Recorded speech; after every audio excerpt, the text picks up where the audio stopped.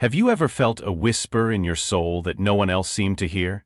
A gut feeling, a nagging sense that something was deeply wrong, even when the world around you seemed calm? That's how our story begins, not with a roar, but with a quiet conviction, echoing through the seemingly peaceful town of Echo Creek, Georgia. Because sometimes the most profound truths aren't spoken, they're barked, or whined, or felt in the air like a shiver you can't quite explain. Officer John, a man carved from the spirit of Echo Creek, steady, dependable, with a quiet strength, knew this land like the back of his hand. But his true secret weapon, the one who saw beyond the visible, was his partner, Max. A majestic Black Labrador, Max wasn't just a canine, he was an extension of John's soul, a furry, four-legged oracle. One sweltering afternoon, under the relentless Georgia sun, John and Max were at the old textile mill. John was focused, but Max froze, tail rigid, a low guttural growl rumbling deep in his chest. This wasn't a scent, not a trail. This was different. Max's barks, guttural and relentless, didn't just echo across the dry fields. They ripped through the deceptive calm, a thunderous alarm no human would ever dare ignore. John had seen Max do incredible things, but this was a frequency of fear only Max could tune into, a silent scream vibrating through the very earth, demanding to be heard. He'd sniffed out fentanyl in gas tanks and found a man's body in a swamp where even cadaver dogs gave up. Think about that for a second. How often do we as humans dismiss those gut feelings? Max was showing John, and by extension all of us, the immense power of trusting what you feel. John trusted Max's unwavering insistence even when logic dictated otherwise. Max pulled relentlessly, dragging John to a section of the mill that looked indistinguishable from the rest. Officer Evans, John's seasoned but skeptical colleague, grumbled. "Just another collapsed structure, John." But Max didn't care about logic. He bolted, barking furiously, scratching at wooden floorboards. He was never wrong. John saw it. Not a door, just dirt and splintered wood that didn't match, poorly patched. "What the hell did you find?" John whispered. "They got shovels, the boards came up easily." Beneath them, packed dirt, and under that, a hollow sound. John's blood ran cold. They dug faster, dust and sweat pouring down. Max paced, barking, whining, spinning like a spring wound too tight. And then they hit it, a sheet of plywood. John pried it up and saw the eyes, 4 pairs, wide, sunken, terrified children, 3 in fact, Leo, a younger girl named Chloe, and an older boy named Samuel. They were barely breathing, wrists raw from rope. Max's relentless pursuit, his refusal to give up, led them to this impossible rescue. He was picking up on something the human world had missed entirely. Max taught them that heroism isn't always loud or obvious. It's about listening when no one else is, about trusting a feeling that defies explanation. For John, the world held its breath in that shattering moment. He couldn't even hear the frantic barks of Max anymore, just the raw truth of what lay beneath. He radioed dispatch, called for medics, backup, child services. "It's okay, you're safe now," John said, his voice low. Max whined beside him. The oldest girl, Samuel, looked at Max. "He barked," Samuel whispered. "We prayed someone would hear." Max's heroism exploded across the national news. He became a balm for countless communities who felt unseen, unheard. Think about that.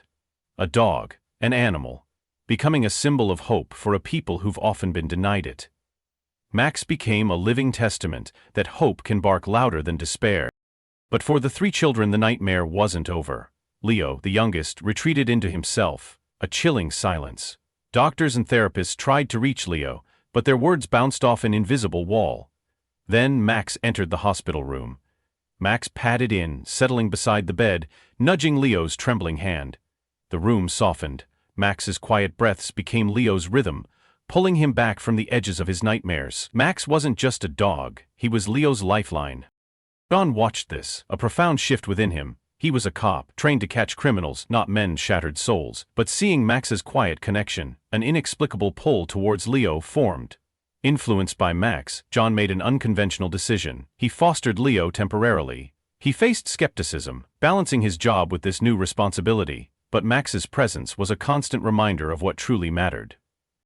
Nurses spoke of nights when Leo's silent screams filled the ward, but Max built bridges where words had failed. His gentle presence and therapy sessions guided Leo's first steps towards recovery, doing what human therapists couldn't. Max taught them that healing doesn't always require words.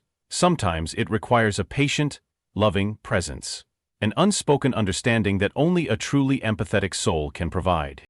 The town breathed a collective sigh of relief when Mark Jensen, the presumed abductor, was found alive but severely injured at the crash site. His capture, however, only deepened the mystery. John and his team interrogated him. Jensen, a seemingly ordinary man, remained eerily silent, his eyes distant. No criminal record, no clear motive. It smelled like a closed case. But for John, and more importantly, for Max, the silence around this closed case felt louder, colder. It was a silence that screamed of unfinished business. Max's quiet intensity told John the story wasn't over. He carried the weight of an unfinished truth, a truth only his senses could still pursue. John often sat in the precinct long after hours, reviewing files. He knew it wasn't just a scent Max had followed. It was a vibration, a silence too loud to ignore. Like a whisper of injustice, echoing only for those truly listening. During a walk near the crash site, Max suddenly stiffened, nose to the ground, a low growl starting deep in his chest. He pawed frantically at a clump of thorny bushes, unearthing a child's worn shoe, not one of Leo's. Beside it, a faded, crude drawing. Max looked at John, his eyes burning with an unspoken plea. This was the twist, the horrifying realization. The drawing was a crude map leading to another hidden location. Jensen hadn't acted alone. He was part of a terrifying network, the Collectors, exploiting vulnerabilities fueled by a twisted ideology. John, with police backup and now the FBI, raided the new spot. What they found confirmed their worst fears, evidence of other disappearances, a chilling web extending far beyond Echo Creek. Max's actions had not just saved 3 lives that day, they had cracked open a horrifying secret, potentially pulling countless others from the clutches of an unseen evil. His bark was not just a rescue, but a reckoning. This network preyed on the unseen, on those society often overlooks. It's a chilling reminder. How many times do we as a society miss the subtle signs, the cries for help, because we're too busy, too distracted, or simply don't want to see the ugly truth? Max showed them that vigilance is a continuous act, and true bravery means never resting until the shadows are fully exposed. With the Collectors' network exposed, the long road to healing truly began. For Leo, Max became his constant compass, guiding him back to the shores of trust. Max's presence wasn't just comfort. It was a silent language of healing that Leo understood better than any words. John watched, heartbroken and hopeful, as Max's quiet breaths became Leo's anchors. Nights that had once echoed with silent screams now found peace in Max's soft snores. The smallest gestures, Max nudging Leo's hand, a gentle lick, built bridges where words had failed. Then, one quiet evening, the most profound sound broke the silence. Max. The first word. A whisper of hope, a testament to an unbreakable bond.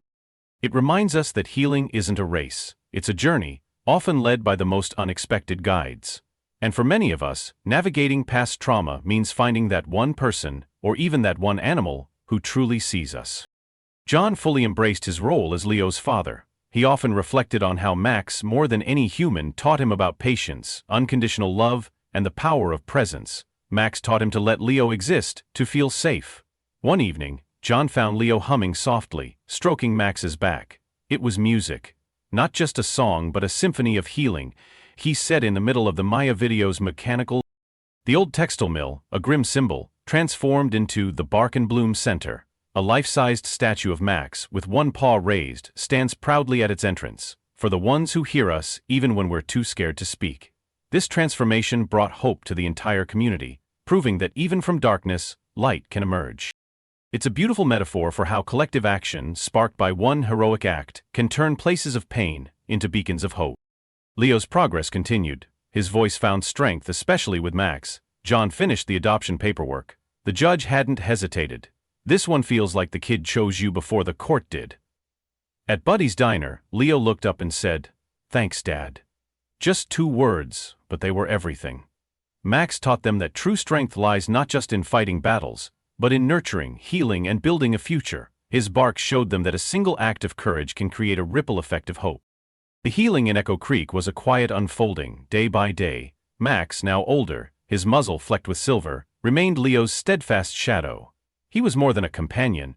He was a living memory of resilience, a tangible symbol that hope, once found, never truly fades. His presence continued to bring comfort and strength, a living reminder of courage. Doesn't that remind you of the quiet strength in your own life? That unwavering support, that unshakable belief that pushes you forward when you feel like giving up? One Saturday morning, Leo, his voice now strong and clear, asked John if they could visit the other kids, Chloe and Samuel. It was a profound request, a sign of Leo's own healing. The reunion wasn't dramatic, just quiet hugs. Chloe gave Leo a drawing, all four of them, with Max in the middle. "You saved us," she said. Leo shook his head. He did.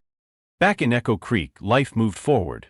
John went back to patrol duty part-time. Leo joined a reading club. Max got older but still had the same fire in his steps. The town, once scarred, got softer, more aware. Local leaders funded more counselors. Schools added wellness checks. People started talking more and listening, the way Max had. On the one-year anniversary, they held a candlelight vigil at the Bark and Bloom Center. Leo stood quietly beside John, Max at his feet. The mayor spoke. "This isn't just about what was lost, it's about what was found.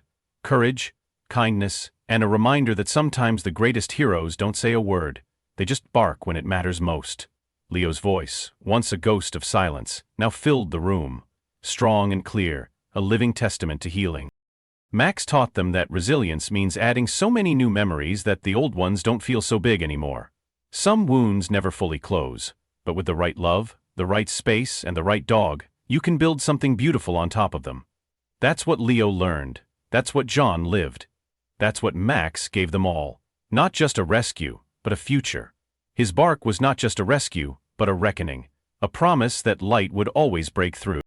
If Max's story touched your heart, if it reminded you of the silent heroes in your own life, or if it stirred that spark of resilience within you, then please, take a moment, subscribe to our channel, Heroes for Animals. Hit that like button, and share your thoughts in the comments below. What does heroism look like to you? Is it a badge, a bark, a quiet act of kindness, or the courage to start again when everything feels broken? Your engagement helps us share more stories of extraordinary animals and the incredible bonds they form, reminding us all that sometimes the quietest heroes have the loudest bark. Until next time.